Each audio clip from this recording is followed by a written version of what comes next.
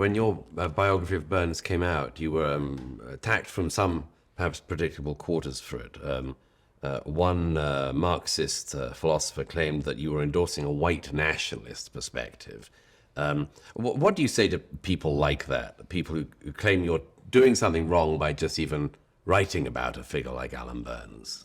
Yeah, I think the criticism was that I was enabling white supremacy by writing a positive biography of a British colonial official. Yeah, you don't know where to start in part because one of the things that attracted me to Burns is how much he was loved among those where he governed, right? I mean, he was called the Sunshine Governor in the Gold Coast, right? They constantly told him that they wanted to extend his term, and not just the kind of local elites, right? But I mean, he always would tell the story about, he would go off on safari to visit some hill station, and the only person he would have with him would be his orderly. Why? Because the British officials were never afraid of being murdered. They were never afraid of being attacked. They were always welcomed wherever they went, right? So this supposedly evil person.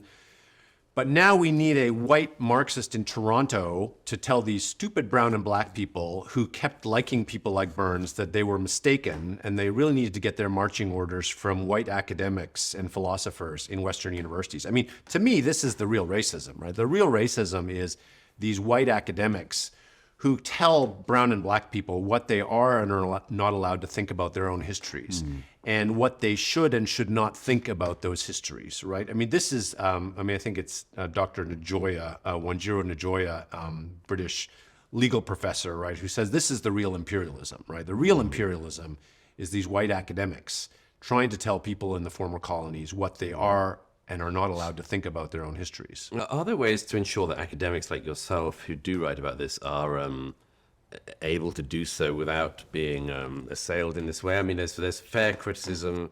Of course, nobody ever wants to stop that. But the sort of, let's say, the demonization that's been seen against you, against Nigel Bigger at Oxford, of saying that maybe we could try to look at colonialism in the round. Is there any way to protect academics to be able to continue such research without that kind of No, treatment? I think right now, if you're a young scholar or a young historian and you look at me, the implications are very clear, right? You will not get a job, especially as a white academic, unless you are more woke than the woke, right? And you need to be so virulently anti-colonial. You need to be practically insanely anti-colonial in order to even have a thought of getting a job in academia. So no, the window has closed very narrowly, and it's about to close even more firmly shut. So that's one thing. So my argument to the academy is something like this. If you were to produce a vaccine in a laboratory filled with bacteria and all sorts of unhygienic conditions, would you trust that vaccine in your patients? The argument would be no, right? Producing anti-colonial history in an environment in which only anti-colonial history is allowed is essentially the equivalent of producing a tainted vaccine. There's no scientific reason to believe that that history is accurate because it's been produced in a laboratory that doesn't have adequate scientific conditions. And the most fundamental scientific condition for any social scientific claim or historical claim is the possibility of dissent, the possibility of debate, the possibility of different perspective being raised.